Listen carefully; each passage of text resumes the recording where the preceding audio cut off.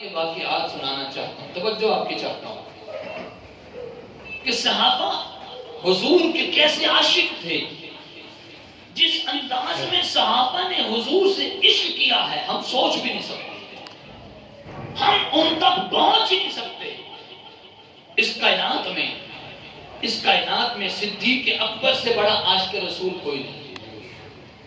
حضرت ابو بکر صدیق ہر معاملے میں پہلے نمبر پر، علم میں پہلے نمبر پر، عمل میں پہلے نمبر پر، ایمان قبول کرنے میں پہلے نمبر پر، نبی پاک صلی اللہ علیہ وسلم کی خدمت میں مال خرچ کرنے میں پہلے نمبر پر، اور پیغمبر کے ساتھ عشق اور محبت میں بھی پہلے نمبر پر. صدیق کا عشق بے مثال ہے. صدیق کے عشق کی مثال ہی کوئی نہیں. تو اس کائنات میں پیغمبر کے عاشقوں میں سب سے بڑا عاشق صدیق اکبر ہے.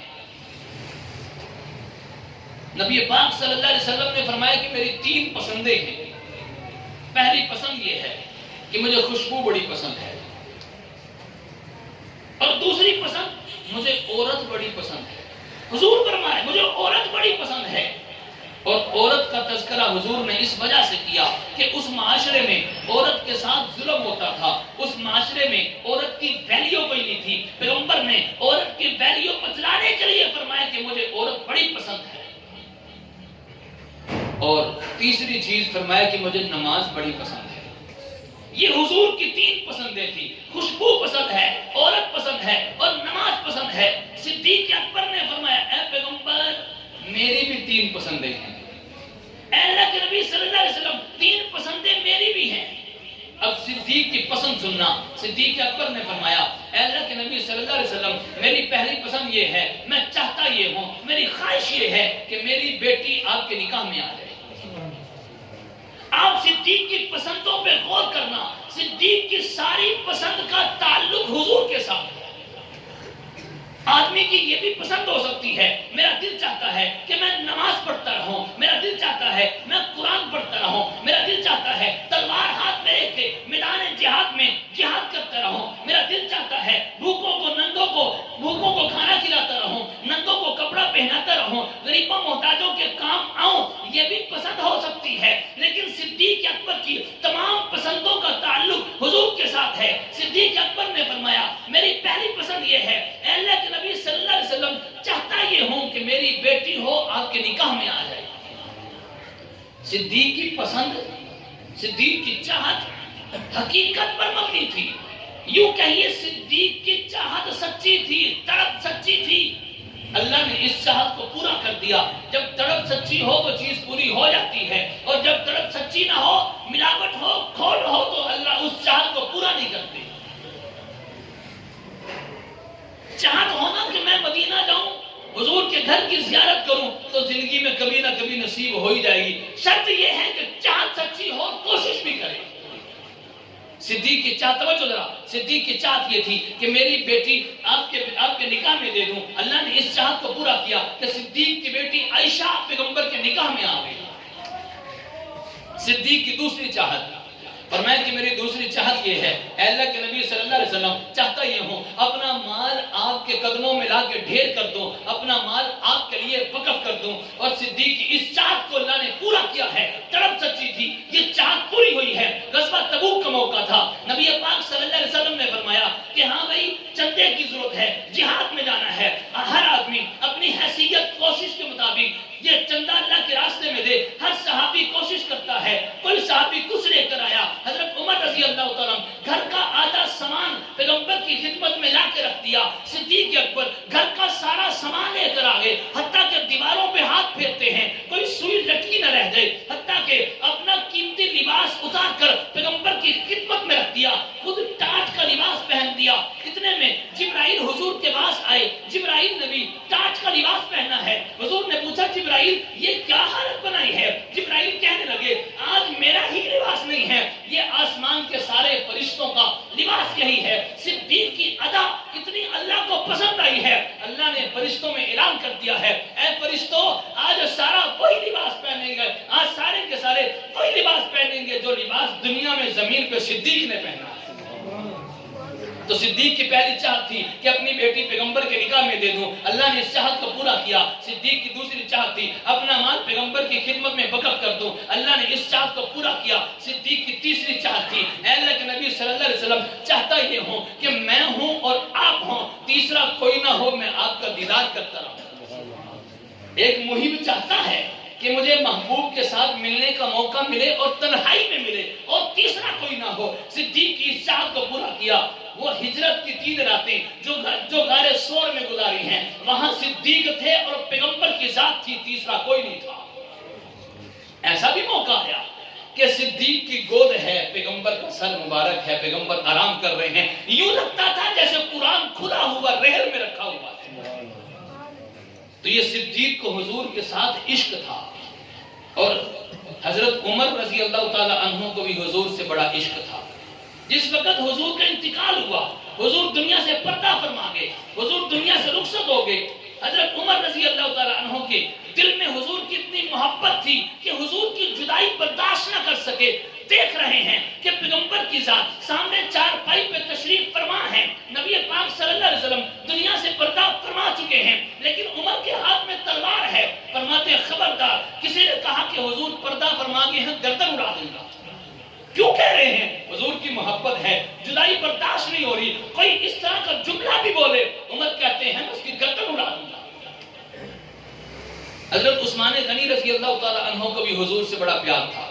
جس وقت حضور مکہ میں عمرہ کرنے کے لیے جا رہے تھے، کافروں نے روک دیا حدیبیہ کے مقام پر۔ 1400 یا 1500 صحابہ اکرام پیغمبر کے ساتھ کھڑے ہیں، عمرہ کرنے کے لیے جا رہے ہیں، احرام سب نے باندھا ہوا ہے اور کعبہ کی طرف بھی ہے، کعبہ کو دیکھنے کی چاہت بھی ہے۔ 7 سال ہو چکے ہیں کعبہ کو دیکھے ہوئے، اس لیے بڑی چاہت تھی۔ نبی پاک صلی اللہ علیہ وسلم نے عثمان کو بھیجا، جاؤ عثمان مکہ کے لوگوں کو بتاؤ ہم عمرہ کرنے کے لیے آ رہے ہیں، جنگ کرنے کے لیے نہیں آ رہے، ہم لڑنے کے لیے نہیں آ رہے، ہم نے احرام باندھے ہوئے ہیں، ہمیں عمرہ کرنے کی اجازت دیجئے۔ عثمان مکہ پہنچتا ہے، مکہ کے لوگوں نے کہا عثمان آپ کے نبی کو عمرہ کرنے کی اجازت نہیں ہے، آپ نے کرنا ہے کر لو، آپ نے احرام باندھا ہوا ہے، کعبہ موجود ہے، صفا مروہ موجود ہے، عمرہ کرنا ہے کر لو، آپ کے نبی کو اجازت نہیں ہے۔ لیکن عثمان کا جواب سنیے، حضرت عثمان کہنے لگے جب میرے نبی کو عمرہ کرنے کی اجازت نہیں ہے تو آج عثمان بھی عمرہ نہیں کرے گا۔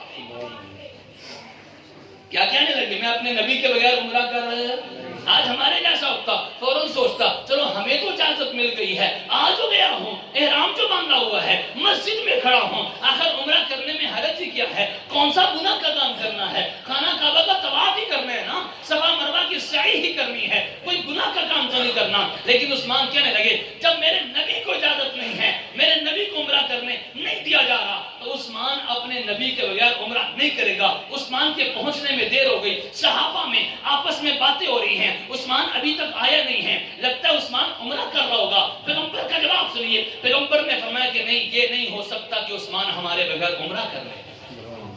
پیغمبر کا عثمان پہ اعتماد دیکھیے اور عثمان کا پیغمبر کے ساتھ محبت دیکھیے۔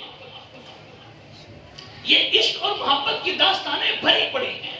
عشق دیکھنا ہو صحابہ کی زندگی میں ملے گا، عشق دیکھنا ہو صحابیات کی زندگی میں ملے گا۔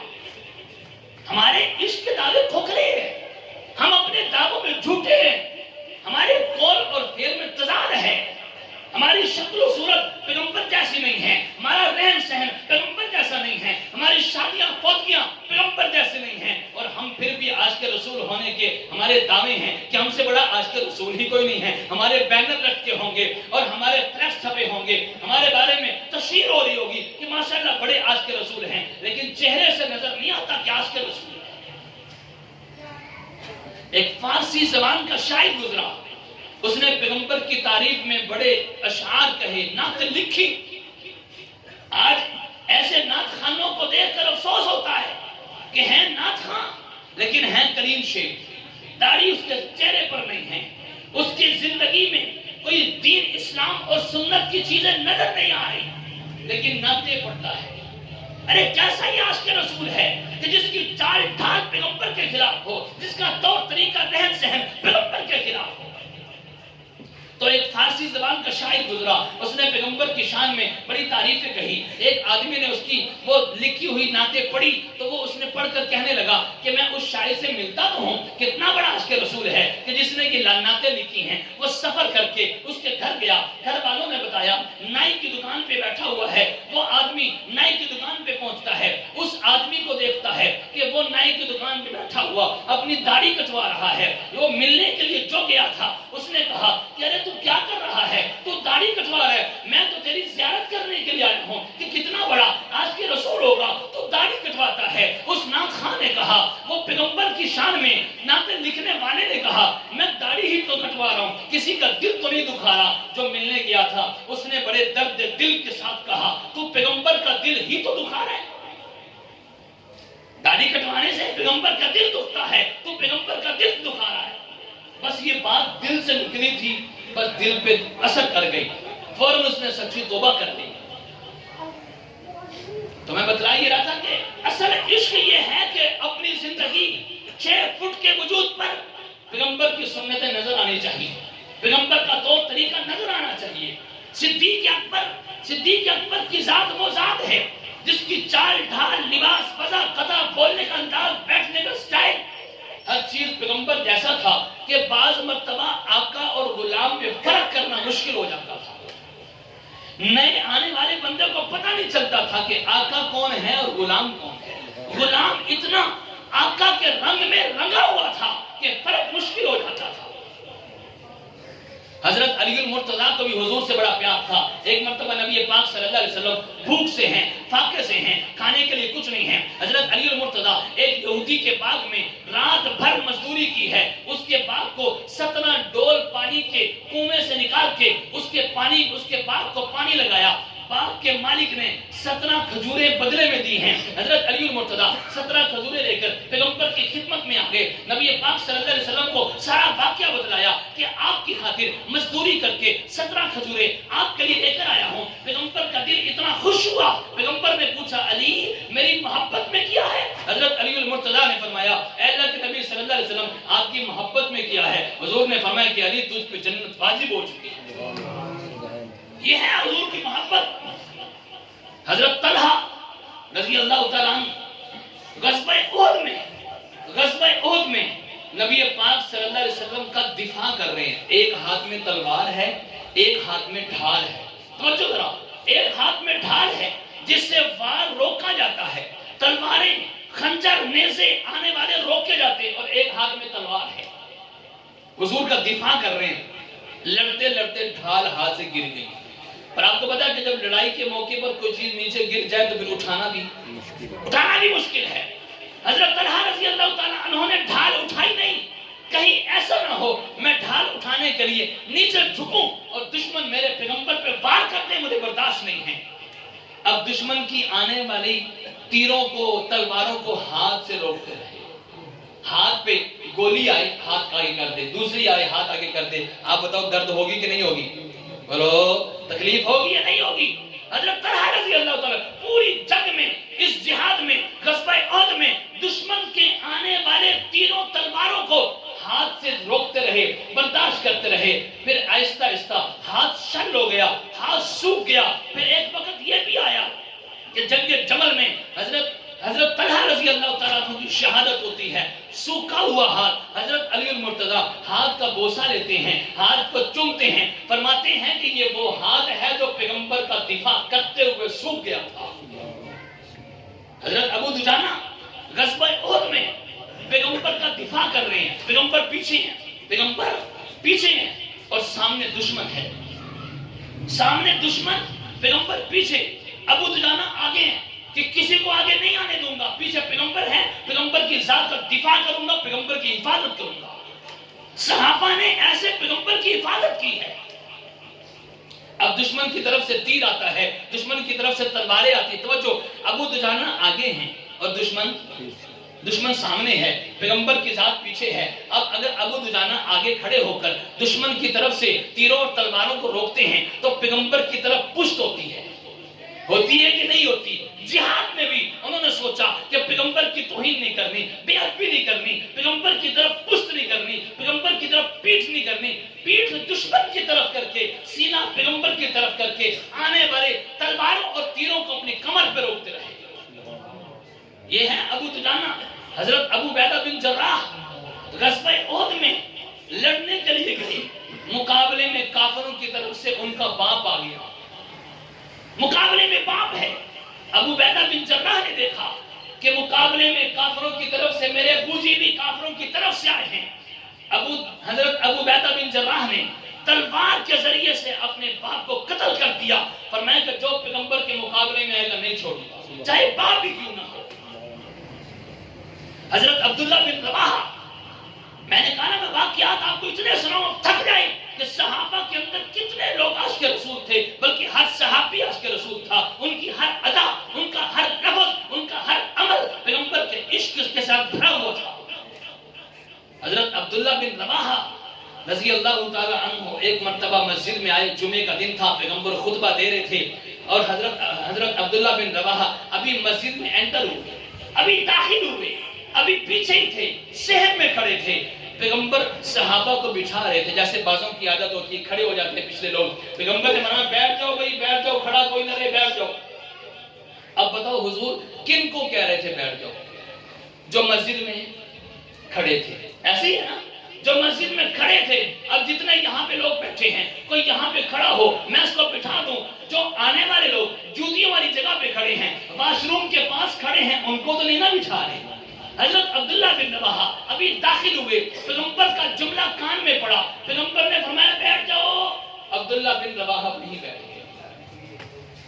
کسی نے پوچھا آپ کو تو نہیں کہہ رہے تھے، اندر کے لوگوں کو کہہ رہے تھے، فرمایا چھوڑو کس کو کہہ رہے تھے، پیغمبر کی زبان، پیغمبر کے الفاظ کان میں پڑے، میں ایک قدم بھی آگے چلوں نہیں ہو سکتا۔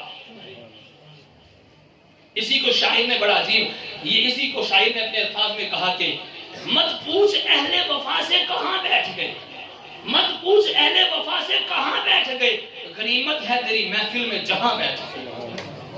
ہے غرض دید سے، دید کہتے ہیں دیکھنے کو، ہے غرض دید سے کام تکلف سے نہیں، خواہ یہاں بیٹھ گئے خواہ وہاں بیٹھ گئے۔ ہم تو پیغمبر کے عشق میں بیٹھے ہیں، ہمیں اس سے غرض نہیں ہے یہاں بیٹھے ہیں یا وہاں بیٹھے ہیں۔ نبی پاک صلی اللہ علیہ وسلم خطبہ دے کے باہر نکلے، کھیتوں میں گئے، وہاں زمینوں پہ گئے، دیکھا ایک صحابی کھیتوں کے بیچ میں، فصلوں کے بیچ میں بیٹھا ہے۔ پیغمبر نے پوچھا خیریت سے، یہاں کیوں بیٹھے ہو؟ کہنے لگے اے اللہ کے نبی صلی اللہ علیہ وسلم آپ کی آواز آئی تھی بیٹھ جو، میں وہیں پہ بیٹھ گیا۔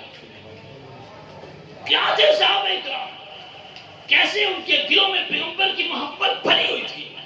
ایک صحابی مسجد میں آئے اور بڑے پریشان ہیں، سو گئے شاہد صاحب، سو گئے ذرا جاگ کے۔ ایک صحابی مسجد میں آئے اور بڑے پریشان ہیں، اے اللہ کے نبی صلی اللہ علیہ وسلم پریشان بڑا ہوں۔ حضور نے پوچھا کس وجہ سے؟ کہنے لگے کہ سوچتا یہ ہوں کہ کل قیامت کا دن ہوگا، آپ جنت کے اعلیٰ مقام پہ ہوں گے اور میں پتہ نہیں جنت میں جاؤں گا بھی یا نہیں جاؤں گا، اور اگر چلا بھی گیا میں بہت نچلے درجے پہ ہوں گا، آپ اعلیٰ درجے پہ ہوں گے۔ میں سوچتا یہ ہوں جنت میں جانے کے بعد ساری نعمتیں مل بھی گئی، پیغمبر کا دیدار نہ ہوا تو جنت کا فائدہ ہی کوئی نہیں۔